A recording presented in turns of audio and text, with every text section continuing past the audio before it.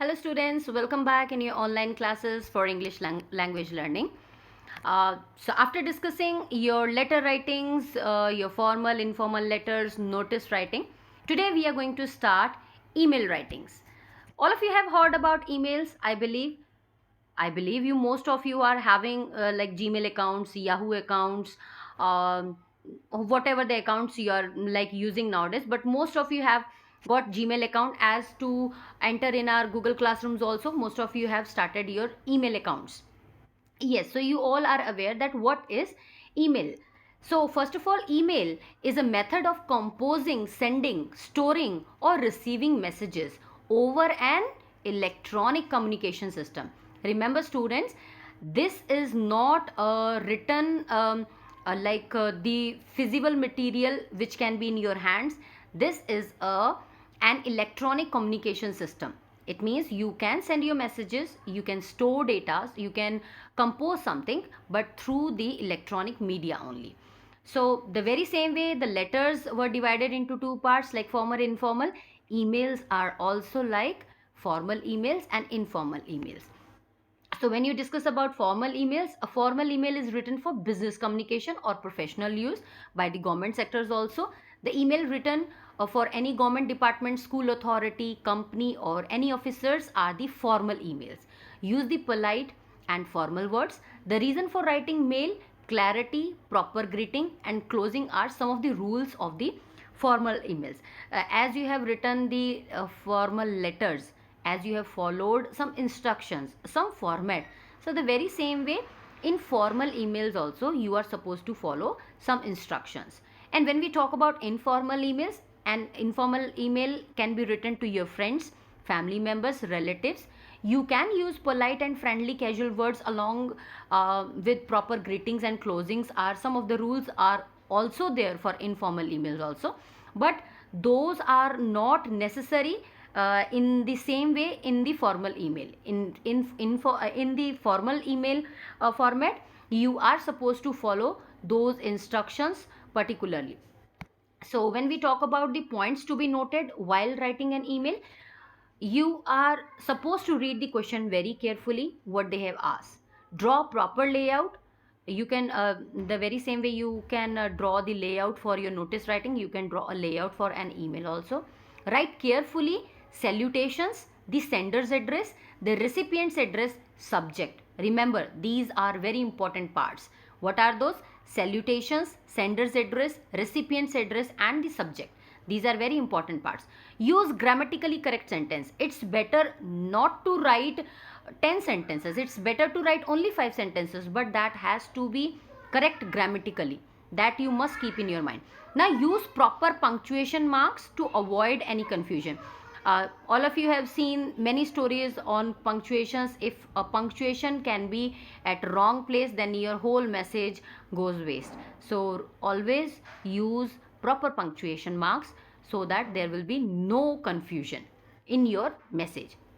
So let's move forward. Okay, there are some more things before we go ahead. Do not use abbreviations. It is not allowed in exams.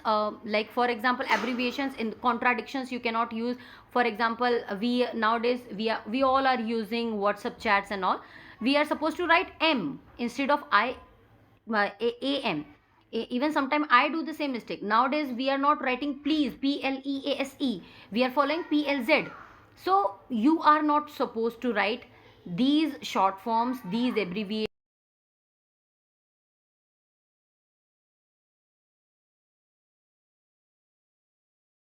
Complimentary clause, same as your letter writing.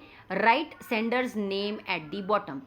So like we were like completing our letters with a complimentary clause at the last, we usually write our names and the designation. So the same way you are supposed to write down the sender's name at the bottom. Remember that the addresses, sender's address and the receiver's address, do not contain capital letters or space between letters or words. For example, it is given to you riakapoor@gmail.com. You have already made your email accounts. Like you are already aware that how to make your email address, and in email address spaces are not allowed. So don't use spaces, and capital letters are also not allowed over there. So hope students these steps understood to you. Now move forward and let us just discuss about the format of letter, format of email writing. So this is the common format which you have seen on your emails also. On the top, you are having a sender's email ID, thereafter two. It means you are supposed to use the email ID whom you are sending this email. CC, BCC, this simply means if along with receiver you want any other individual to receive the same message, then you can connect by putting their email IDs on CC or BCC. These are exceptionals, but I have just mentioned here so that you should understand. Now you can move forward for subject. Why you're writing? What is the reason of your writing this email? Salutations, like we usually, whenever you write a formal email, you are supposed to write down dear sir or ma'am. If you don't know that whom you are writing this letter, whether they are male or a female, after dear or after respected, you just mention sir slash ma'am. That will be good. And thereafter main body would be there. Now you're already aware, in main body, the main body already divided into three parts: introduction, the like in between matter, and the last one is your conclusion. And when you're closing, the ending statement should be there. And at last, signature line, at the signature line you're supposed to mention the sender's name, signature, and the other details. If you can just see, this is the whole information which we have just discussed right now. And if you want to see an example, so let's see an example. You are recently experiencing problem with your internet connection, right?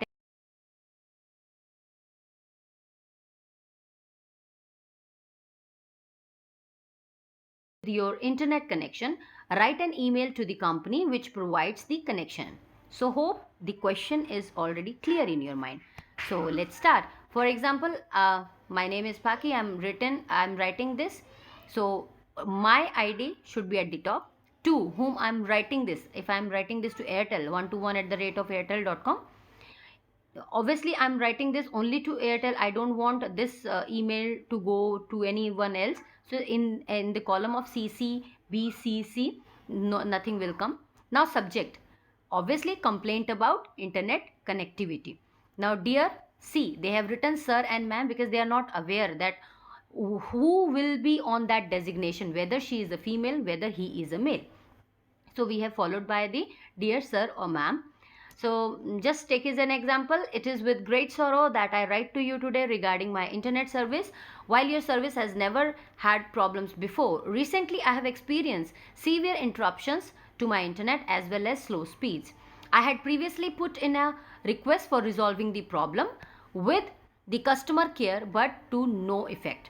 I have established to my satisfaction that the problem is beyond my control and that you are not providing the service I'm paying for. I work online, so it is essential that I should have internet that is functional.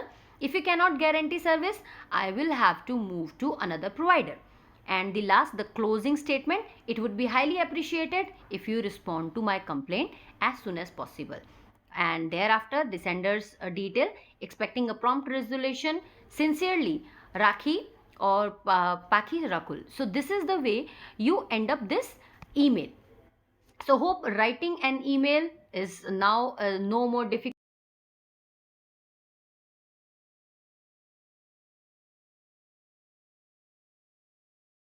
Your full marks in your email content. So thank you so much, student. Just try to find out some of your doubts. We can discuss in your Google Classroom. Thank you so much.